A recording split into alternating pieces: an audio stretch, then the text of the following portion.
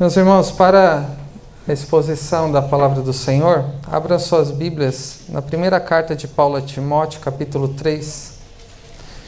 1 Timóteo 3. E eu farei a leitura dos 7 primeiros versículos. Diz assim a palavra do nosso Deus: Fiel é a palavra, se alguém aspira ao episcopado, excelente obra almeja. É necessário, portanto, que o bispo seja irrepreensível, esposo de uma só mulher, temperante, sóbrio, modesto, hospitaleiro, apto para ensinar, não dado ao vinho, não violento, porém cordato, inimigo de contendas, não avarento.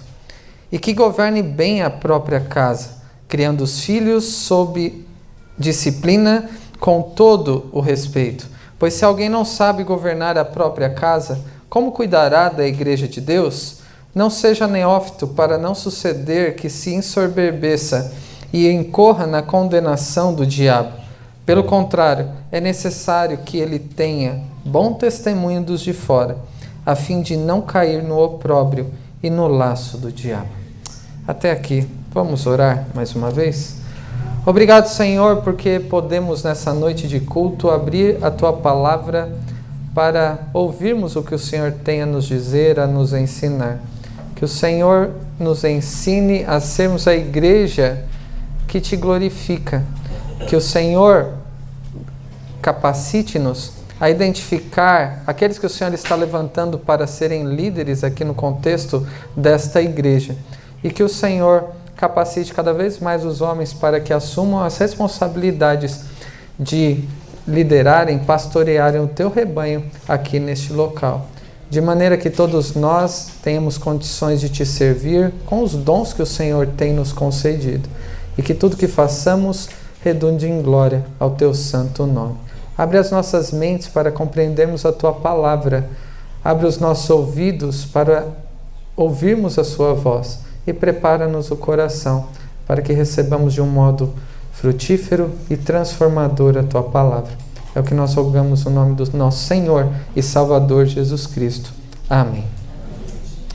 Meus irmãos, estamos continuando essa série sobre como a igreja deve ser, sobre as epístolas pastorais, e já chegamos no 3º capítulo.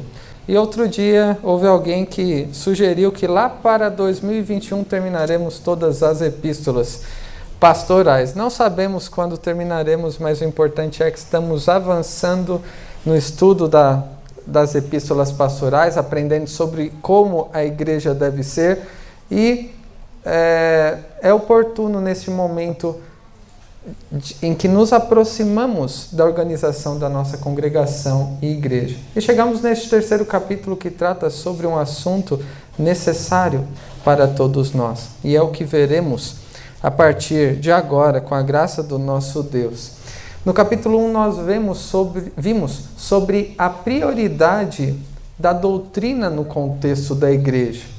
A doutrina que é o próprio evangelho da glória do Deus bendito, como nos diz o capítulo 1, que nos revela a Cristo, a sua graça para com pecadores, que é abundante. Foi isso que nós vimos no 1º capítulo. No 2º capítulo, nós vimos a respeito do proceder no culto público de uma forma agradável a Deus, sobre o que é prioritário no contexto de adoração, de culto ao Senhor, sobre o lugar da oração que, de acordo com a sua prática, começar pelo culto público, molda o nosso testemunho no mundo em que a gente vive. Vimos também sobre como homens e mulheres devem se preparar para adorarem ao Senhor no momento de adoração, e terminamos na última ocasião vendo sobre qual é o papel da mulher na igreja, em especial no contexto do culto público. E agora chegamos no 3º capítulo, que trata sobre os líderes da igreja. É sobre isso que trata o 3º capítulo, sobre os líderes da igreja.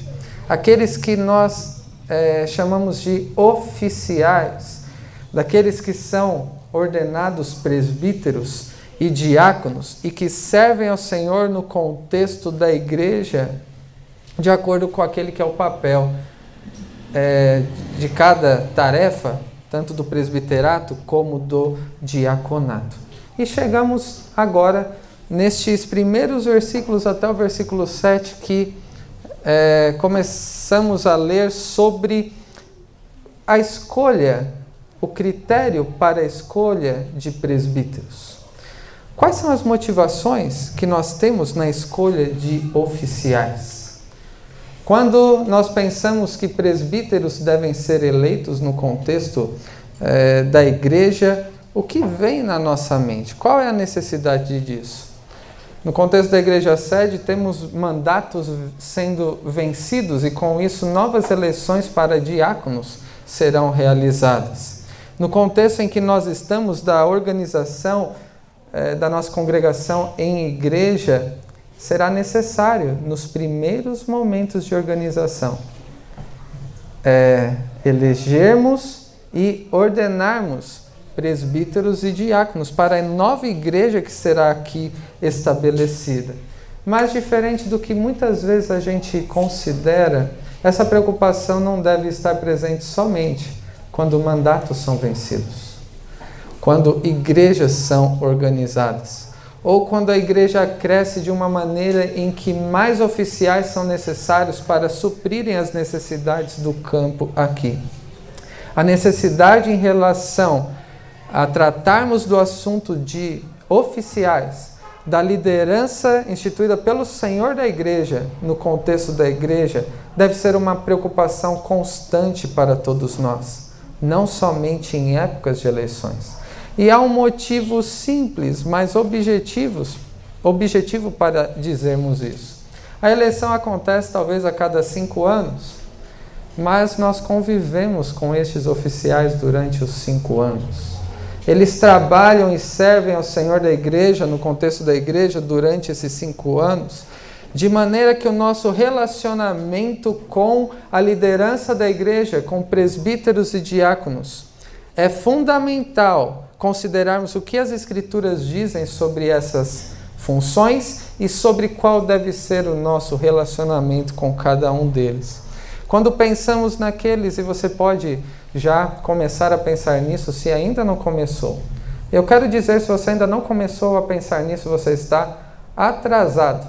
Faltam menos de 3 meses para a organização da nossa igreja, se Deus quiser, e essa é uma preocupação que deveria estar presente há praticamente 17 anos. Como assim? Desde que um trabalho foi começado aqui para o desenvolvimento de uma igreja, uma das principais preocupações deve ser uma liderança levantada pelo Senhor no contexto onde nós estamos. E agora, quando nos aproximamos deste momento de escolhermos a liderança, quais são os critérios que você tem considerado para isso? É comum que nas igrejas muitos sejam levados por motivações ou por critérios que contrariam aquilo que a Escritura diz. E eu quero dar alguns exemplos para que a gente aprenda a pensar biblicamente sobre o caráter de um servo do Senhor que ele levanta para ser um líder na sua igreja. Para a escolha, muitos podem ser levados no currículo que a pessoa tem. Pensam em alguém, então aqui fala sobre homens, né? É necessário que o bispo seja irrepreensível, marido de uma só mulher, então nós entendemos que cabe aos homens essa liderança. E falamos a respeito do papel da mulher, e não é por desmerecimento, por desvalorizá-las, mas por considerarmos cada um dentro do papel instituído pelo Senhor no contexto da casa de Deus. Então, quando se pensa em homens que podem ser indicados, votados, eleitos e eventualmente ordenados, o que muitas vezes se pensa? No currículo que aquela pessoa tem. Qual é a formação que tem? Aquele ali tem faculdade, mestrado, pós-doutorado, fala vários idiomas talvez. A profissão que ele tem é alguém que é bem-sucedido profissionalmente no seu trabalho. Então, quem sabe ele também seja bem-sucedido no seu trabalho aqui. Então, o currículo do contexto secular, como nós costumamos chamar, é usado como critério por muitos. Mas não é isso que a palavra de Deus diz. Muitas vezes, alguns são levados por realizações. Aqueles que são bem-sucedidos fora, que têm grandes realizações lá fora, poderão também ser bem-sucedidos aqui. Não é isso que a palavra de Deus nos diz. Muitos podem ser levados a indicar e votar em alguém por ligação familiar ou por afinidade pessoal, porque gosta daquela pessoa mais do que gosta do outro, e algum tipo de característica que não é aquele que a palavra de Deus nos diz. É necessário pensarmos biblicamente a respeito. Um momento como esse, em pensarmos naqueles que são a liderança da igreja, em especial no contexto de eleição, não é algo menos espiritual do que um culto prestado ao Senhor. Temos a impressão, muitas vezes, de que um momento de culto é mais espiritual. Se tivermos assembleia depois, a gente pode ir embora porque não vai ser tão importante assim. Isso é um engano. Aquele que instituiu a igreja, ele também estabeleceu como a igreja deveria ser, inclusive no estabelecimento de líderes que devem ser votados pela igreja. E é para isso que estamos nos preparando. E aqueles que serão levantados para essa tarefa, aqui no contexto da nossa congregação, organizada em igreja, pela graça do nosso Deus, servirão dentro dos propósitos que Deus tem para a liderança. E cada ato dessa liderança, presbíteros e diáconos, tem relação com o serviço prestado ao Senhor. Então não é menos espiritual do que qualquer coisa que possamos fazer aqui. É necessário pensarmos biblicamente naqueles que são os requisitos ou as qualificações para a liderança da casa de Deus. A casa de Deus, que não é como qualquer outra instituição neste mundo, como nos é dito no versículo 15 desse capítulo, que os irmãos já devem ter gravado, que é o tema dessa carta, é a igreja do Deus vivo, coluna e baluarte da verdade, e aqueles que lideram devem ser vistos da perspectiva bíblica daqueles que Deus está chamando para tal função. Então, em primeiro lugar, nós vemos no versículo 1 sobre o presbiterato, que é um desejo excelente. Fiel é a palavra. Se alguém aspira ao episcopado, excelente obra almeja. Então, o presbiterato é um desejo excelente. E o apóstolo Paulo começa com essa expressão, que é a segunda vez que aparece nessa carta. Fiel é a palavra. Lá no primeiro capítulo nós vimos no versículo 15, quando o apóstolo Paulo começa do mesmo modo. Fiel é a palavra e digna de toda aceitação, que Cristo Jesus veio ao mundo para salvar os pecadores, dos quais eu sou o principal. Todas as vezes nas epístolas pastorais que uma expressão é iniciada dessa forma, fiel é a palavra, é uma declaração que muito provavelmente era conhecida de forma decorada pelos nossos irmãos do passado. Poderiam também ser incorporadas essas expressões à própria liturgia com declarações, provavelmente coletivas, e estas declarações expressam uma verdade que deve ser enfatizada.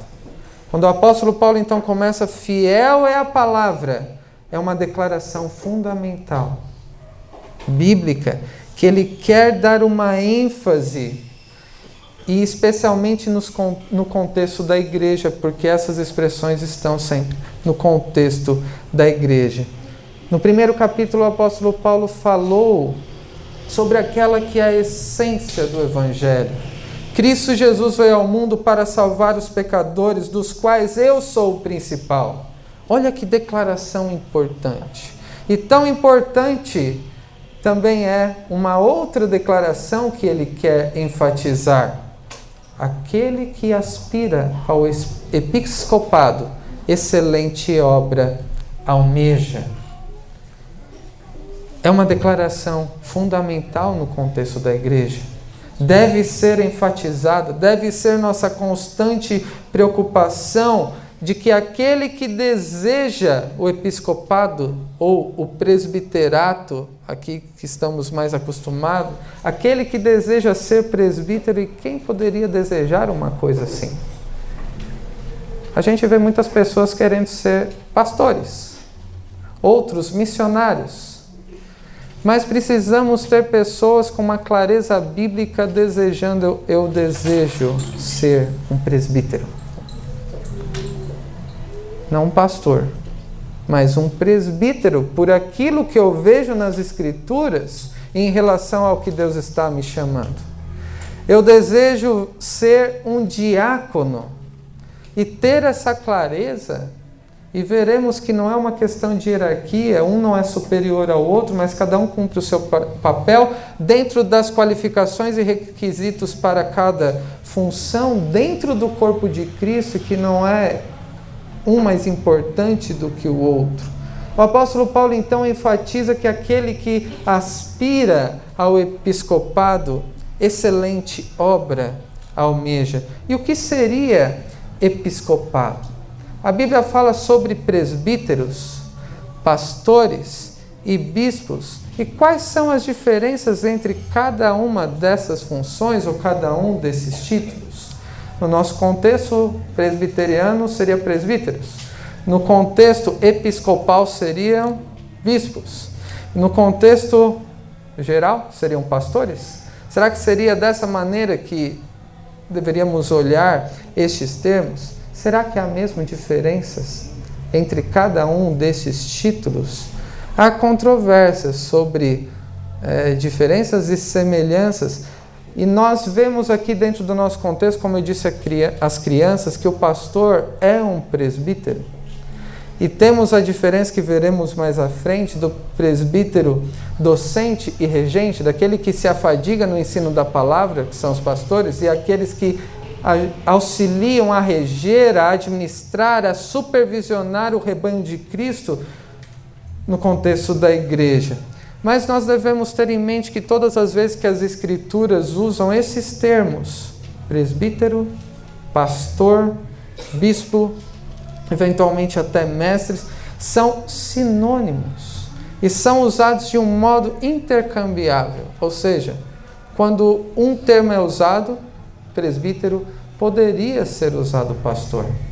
Mas foi usado aquele termo específico por causa de um sentido que cada um desses termos tem de uma forma mais específica. Só para os irmãos compreenderem um pouco melhor essas distinções.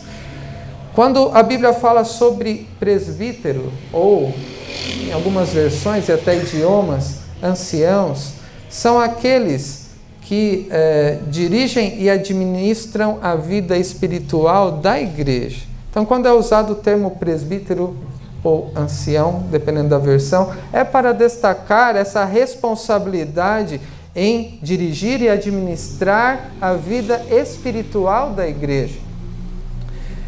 Quando se usa o termo pastor, é para enfatizar a liderança e a autoridade e aquele que dirige o povo e que provê aquilo que o povo necessita.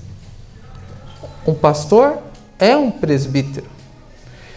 Então quer dizer que um pastor acumula essas responsabilidades, mas quando a Bíblia usa termos diferentes é para indicar responsabilidades distintas. A Bíblia também fala sobre pregador, é aquele que proclama publicamente a mensagem do Evangelho e que ensina alimentando o rebanho.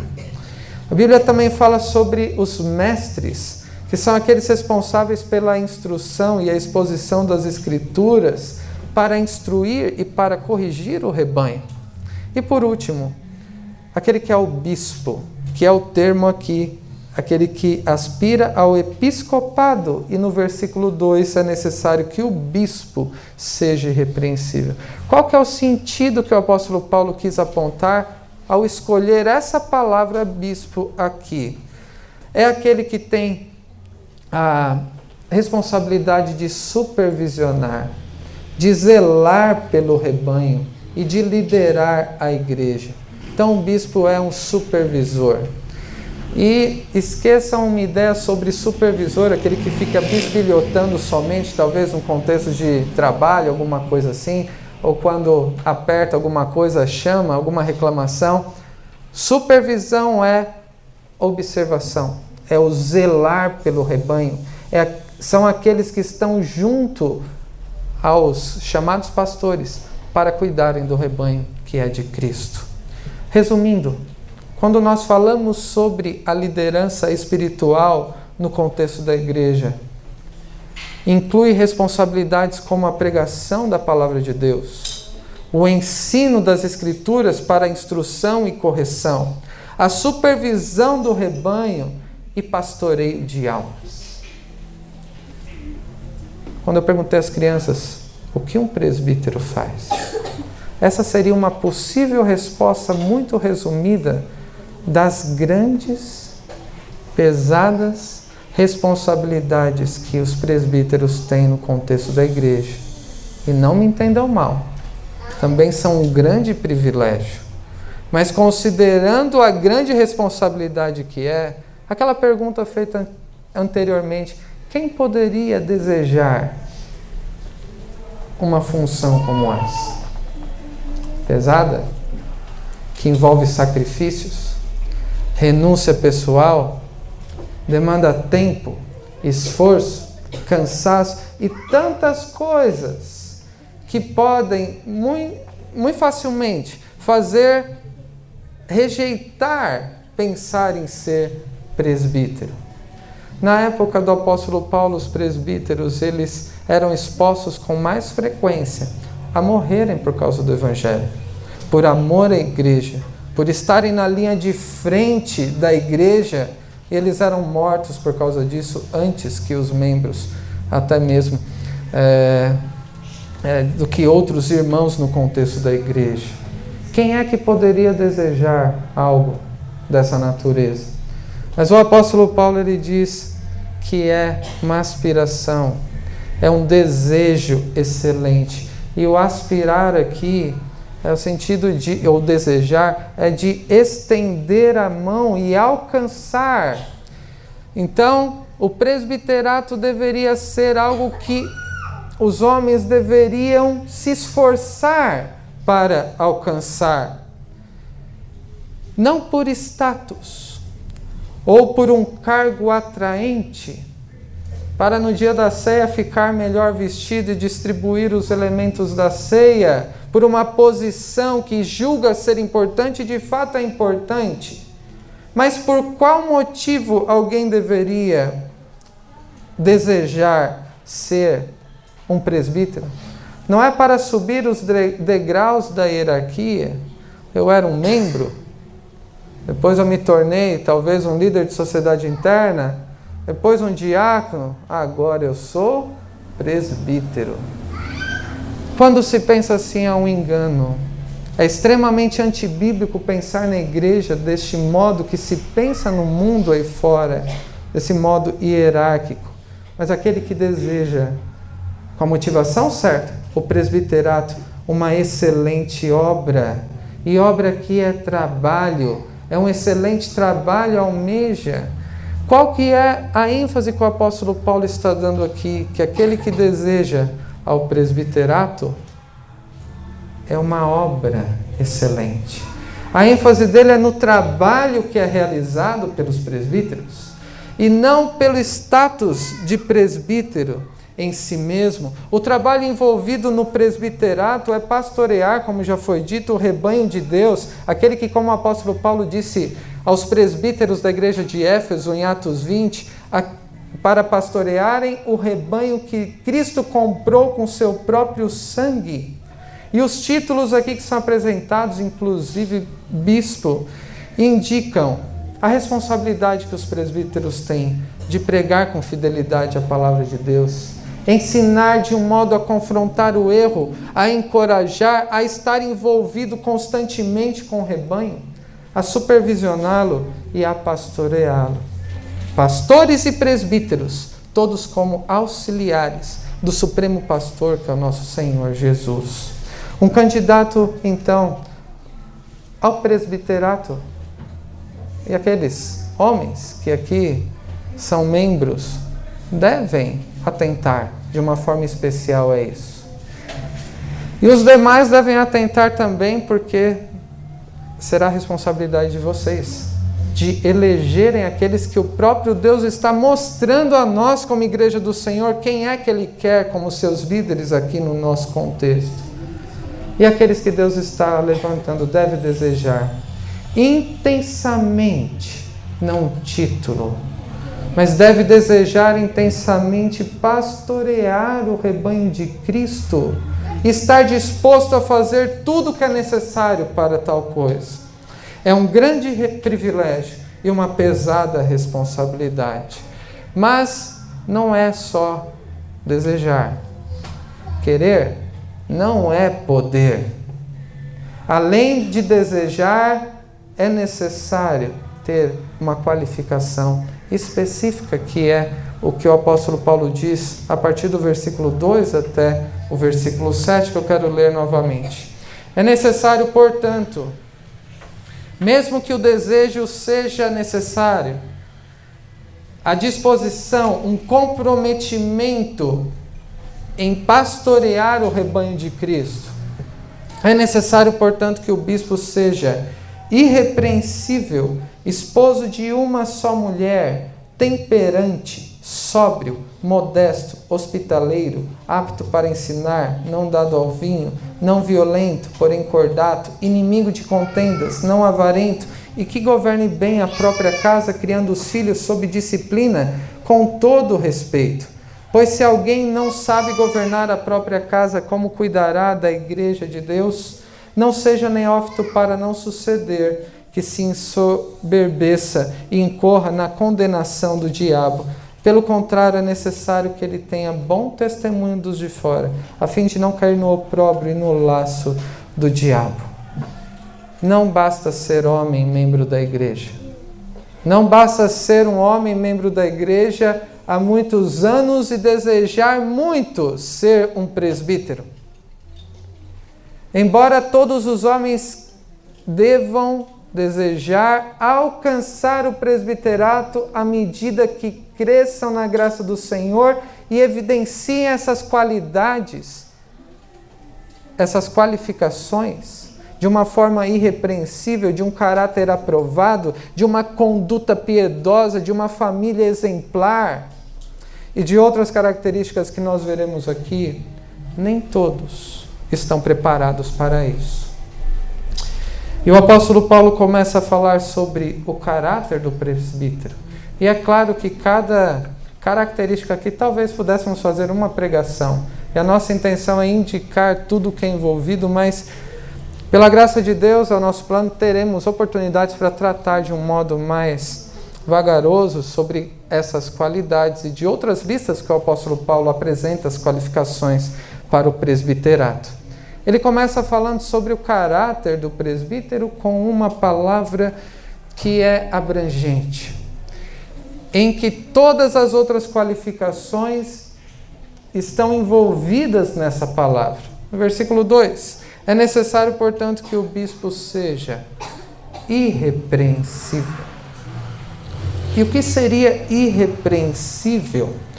O que é essa qualidade da qual todas as outras decorrem, são consequências, e essa característica de ser irrepreensível só pode ser consequência de uma vida piedosa. Então, um homem crente, maduro, como veremos, piedoso, apresenta gradativamente, cada vez mais aperfeiçoado, todas as outras características. A questão de ser irrepreensível não é perfeição. O sentido é de não poder ser acusado, reprovado ou ser culpado de qualquer coisa. Alguém que talvez seja acusado e os outros se recusam a acreditar porque conhecem o caráter daquela pessoa. É esse o sentido. É alguém estar acima de qualquer suspeita e acima de qualquer acusação, em que mesmo que acusem, em que mesmo que o difamem, quando for averiguado os fatos, se verá que é difamação e que não houve escândalo da parte daquele que é acusado. O sentido é de ter uma reputação irrepreensível, uma conduta de vida impecável. Aquela pessoa que procura viver de um modo agradável a Deus e que é difícil perceber muitas vezes alguma falta. Não porque não seja pecador, não porque não peque, mas pelo seu esforço, não por uma máscara, mas por um modo de viver piedoso na presença de Deus e que faz com que se torne irrepreensível. É um padrão elevado de espiritualidade e maturidade. É um exemplo de vida, de piedade e de santidade. É um homem santo, pela perspectiva bíblica. A fé que ele professa, aquele homem, esse é o caráter do presbítero. A fé que ele professa é testificado pelo seu modo de viver e não há incoerência aparente. Além disso, o apóstolo Paulo diz que é necessário que o presbítero seja esposo de uma só mulher. Isso gera muitas dúvidas. Solteiro então não serve? Tem que ser marido de uma só mulher. Então, solteiro não valeria? Tem que ser casado? Se alguém passou pelo divórcio, se é viúvo.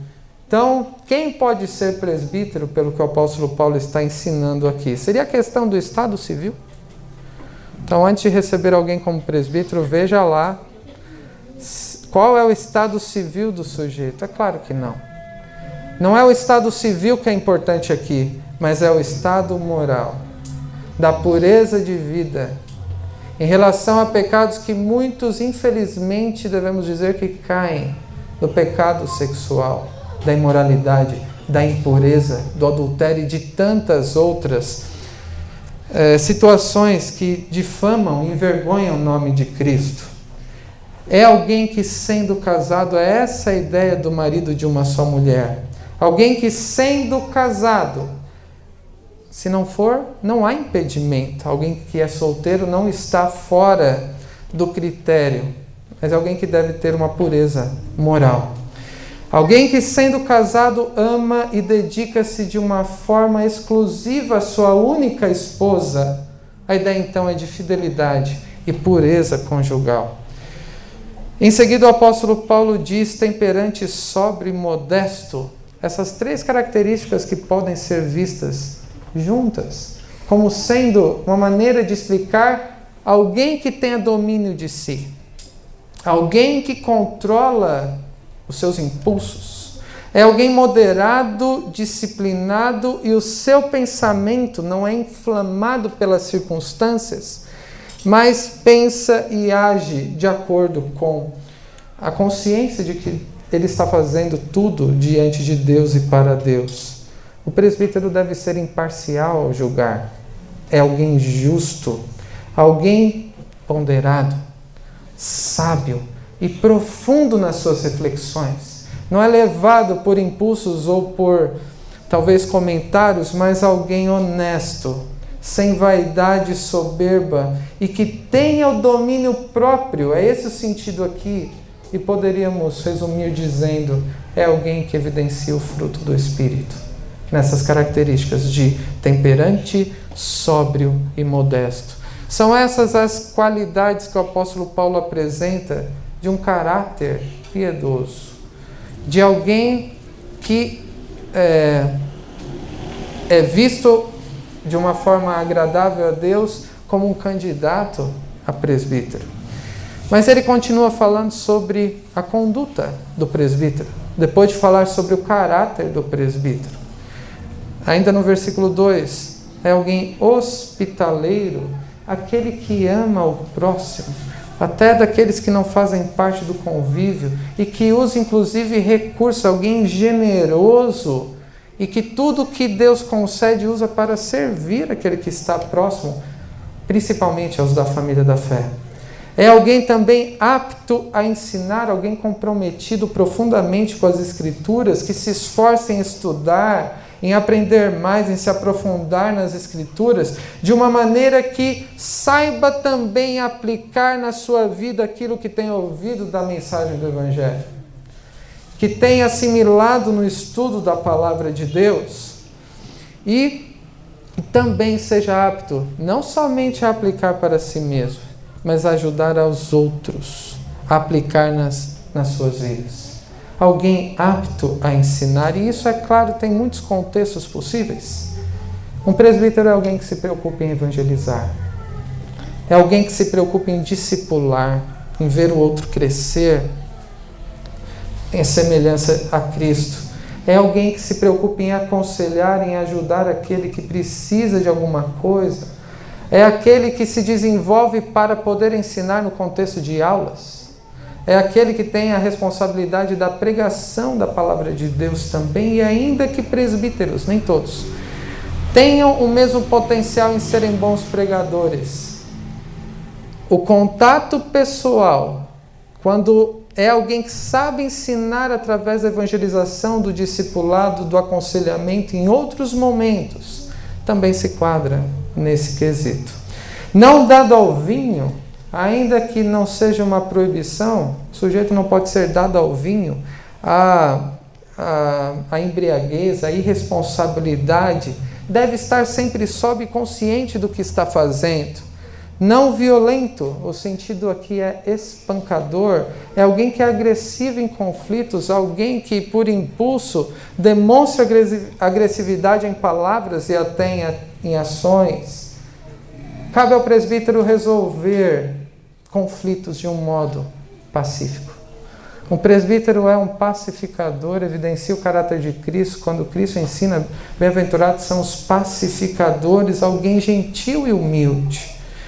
Seguindo, o presbítero deve ser também cordato, alguém amável, que se preocupe em promover a paz, alguém que perdoa quando é ofendido. O presbítero também é inimigo de contendas, ou seja, não inclinado a brigas, ele nem provoca e nem aceita a provocação. E o presbítero não pode ser avarento, deve lidar com dinheiro de uma forma santa, generosa e sem ter em vista interesses pessoais e benefícios pessoais. Isso é um pouco da conduta requerida de um presbítero. Mas o apóstolo Paulo continua falando sobre a família do presbítero no versículo 4 e 5. Que governe bem a própria casa, criando os filhos sob disciplina, com todo respeito. Pois se alguém não sabe governar a própria casa, como cuidará da igreja de Deus? Somente um líder piedoso, alguém que no seu caráter pessoal, na sua conduta pessoal é piedoso e que cuida bem da sua família e promove o que é necessário, provê o que é necessário para que a família cresça em piedade, é que será um bom presbítero. Como alguém pastoreia a família e provê crescimento em piedade de todos os seus integrantes? Através do estudo da palavra, do ensino, da correção, da instrução, da evangelização, através de uma conduta irrepreensível, de ser exemplo e de saber ensinar com palavras e do seu exemplo a começar da sua família, e alguém que não tem isso em casa, como pode servir a Deus na igreja dessa maneira? Em seguida, o apóstolo Paulo fala sobre a maturidade necessária de um presbítero. 6. Não seja neófito, para não suceder que se ensoberbeça e incorra na condenação do diabo. Neófito aqui é novo convertido, o apóstolo Paulo não impõe uma idade específica. Aqueles menores de mais novos que 30 anos não podem ser presbíteros, ele não diz um critério dessa natureza. Ou o tempo de conversão. Tem que ser membro da igreja há 40 anos para ser presbítero. Não há imposição nesse sentido. É possível haver alguém jovem, muito jovem, com seus 20 anos, talvez até menos, mas que seja espiritualmente maduro. E é possível que haja alguém biologicamente ou cronologicamente mais velho e ainda ser, no aspecto da vida cristã, imaturo e precise ainda se desenvolver para assumir uma função como presbiterato. Paulo diz que não deve ser de forma alguma novo convertido. Aqueles que se converteram há pouco tempo, foram convertidos há pouco tempo e ainda estão crescendo na maturidade cristã. Porque os presbíteros são expostos muitas vezes a situações que demandam maturidade na fé.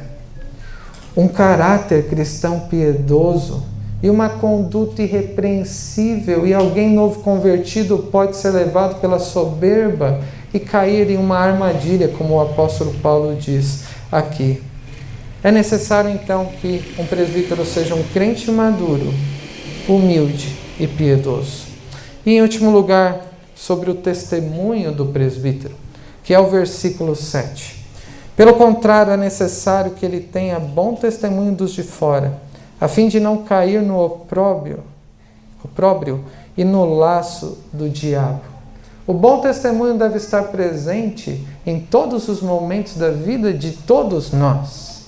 Mas daqueles que Deus levanta para serem liderança na sua igreja, é necessário que tenha um caráter irrepreensível, uma conduta piedosa, uma família exemplar, maturidade da fé já suficiente para assumir tal função e também que tenha testemunho, a começar da sua própria casa, passando pela igreja e até diante de incrédulos, deve dar bom testemunho, porque aquilo que se professa, aquilo que se ensina, não deve ser diferente da maneira de viver. Porque quando isso acontece, segundo o apóstolo Paulo, é uma armadilha também. Se cair no laço do diabo, quando a liderança de uma igreja é desacreditada por causa de um pecado cometido na liderança, Cristo é envergonhado, o evangelho é muitas vezes distorcido por causa da incoerência daqueles que são líderes e que dizem alguma coisa, mas que vivem de um modo totalmente diferente. Então, deve haver um bom testemunho de um caráter no contexto da família, na igreja e até no mundo. Então, esse é um pouco das qualificações necessárias para o presbiterato. Eu quero concluir, meus irmãos, com algumas aplicações. Resumindo primeiramente o que nós vimos até aqui. Para alguém ser presbítero, então, o que é necessário? É necessário que se haja um sincero desejo por envolver-se mais na obra do Senhor. É alguém que já está servindo, mas que quer aprofundar o seu envolvimento, chegando ao ponto de estar disposto a assumir a liderança. Isso também tem envolvido um profundo e intenso compromisso com o trabalho, que é pastorear almas, juntamente com aqueles que são chamados pastores, que pastoreiam o rebanho. E vimos também sobre a qualificação que é aprovada pelo Senhor. É ter um caráter aprovado, uma conduta irrepreensível, uma família piedosa, maturidade cristã e dar bom testemunho, inclusive aos de fora. Esse é o resumo do que o apóstolo Paulo diz a respeito do presbiterato aqui nessa passagem. E agora trazendo um pouco mais para a nossa realidade. E talvez alguns aqui possam estar pensando, eu não sou membro. Fui lá na igreja e ouvi uma mensagem sobre presbíteros que eles vão votar e eu não tenho nada a ver com isso.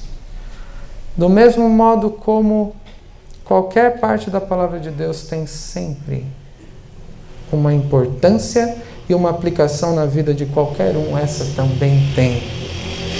Como nós podemos saber se Deus está chamando e preparando alguém para o presbiterato?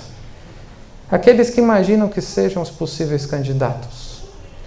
E a igreja, para reconhecer aqueles que são os possíveis candidatos, Devemos olhar para alguém e perceber e procurar descobrir, ou olhar para você mesmo e saber se você está disposto a se esforçar, a se afadigar naquela que é a obra do presbítero, na pregação e no ensino da palavra, na supervisão do rebanho juntamente com o pastor e no pastoreio do rebanho. Os homens podem dizer que estão sinceramente dispostos a se esforçarem para isso. Devemos ver também os candidatos a si mesmos e a igreja aos candidatos sobre como estes homens estudam as Escrituras e se preocupam com isso. Sobre como procura ensinar aquilo que aprendeu nas situações do dia a dia, não somente na igreja. Como se dedica ao dia do Senhor, às outras atividades da igreja, em momentos de comunhão e de adoração. Sobre como pastoreia a sua família. E há quem diga, se quer saber se alguém é candidato a presbítero, converse com a esposa, talvez com os filhos, para ver o caráter aprovado e como que ele tem pastoreado a família. Devemos ver alguém também que se preocupe e se esforce em zelar pelos crentes da igreja e não espera um cargo para isso, mas que já procura evangelizar pessoas, aconselhar, discipular e se envolver na obra que é do Senhor aqui neste local. E é alguém que dá bom testemunho dos de fora. Como que a vizinhança percebe esses candidatos? Como a vizinhança te percebe? Para você que é candidato. Meus irmãos, o nosso desejo e oração é que a liderança na nossa igreja seja uma expressão fiel do cuidado e do zelo do Supremo Pastor. E aqueles que parecem que não têm muita importância o que estão ouvindo aqui, saiba que na igreja do Senhor, Deus ele preparou homens que Ele ensina a sua palavra para que eles também possam ensinar a nós. Qual que é a importância dos presbíteros? É no cuidado da vida espiritual dos crentes, do pastoreio, fornecendo alimento e tudo que é necessário para a vida do rebanho. Pregação, ministração dos sacramentos, uma eventual necessidade de disciplina, tudo que é necessário para o crescimento do rebanho. E também é importante nós sermos lembrados a cada dia, não somente em eleições, do papel e da importância que os presbíteros têm, que devem ser considerados, respeitados, como aqueles que, mesmo que não concordemos em todas as coisas, eles são aqueles que Deus chamou para velarem pelas almas dos crentes, como quem deve prestar contas, como está em Hebreus 13. E que a igreja iluminada pelo Senhor reconheça quem Deus está chamando para essa excelente obra do presbiterato. E que os homens que têm sido qualificados pelo Senhor surjam e que vejamos sendo levantados pelo próprio Deus com clareza e que eles evidenciem um desejo intenso e sincero em pastorear o rebanho de Cristo, que como lemos lá em Atos 20, 28, e que os homens possam atender esse chamado e se envolver nessa obra, atender por vós e por todo o rebanho sobre o qual o Espírito Santo vos constituiu bispos, para pastoreardes a igreja de Deus, a qual Ele comprou com seu próprio sangue. Que Deus os abençoe. Amém.